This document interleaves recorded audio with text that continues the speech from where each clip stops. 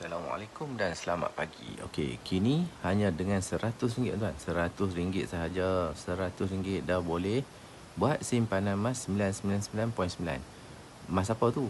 Dia 999 ni emas tulen tuan. Dia dalam bentuk gold bar, petak-petak ni, gold bar ataupun dinar yang bentuk bulat ni. Dia ada 1 dinar, ada 5 dinar, ada 10 dinar. Macam mana kita nak simpan tuan? Dengar saja emas mesti perlukan duit banyak, betul? Tapi dengan 100 dah boleh. Okey, Public Gold telah sediakan satu platform mudah iaitu app Public Gold. Kita download app Public Gold. Okey, saya tunjukkan kat sini tuan-tuan, app Public Gold.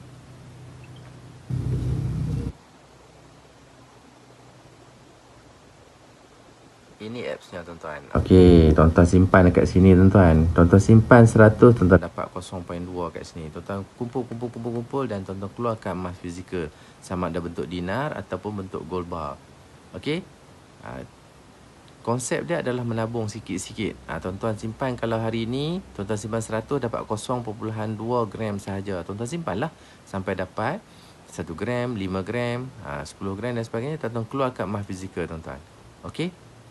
Untuk maklumat lanjut, tuan-tuan boleh klik link yang saya berikan, dan saya akan bantu tuan-tuan untuk tuan-tuan mahir menggunakan app tersebut dan tuan-tuan boleh start menyimpan. Okey, sekian. Assalamualaikum warahmatullahi wabarakatuh.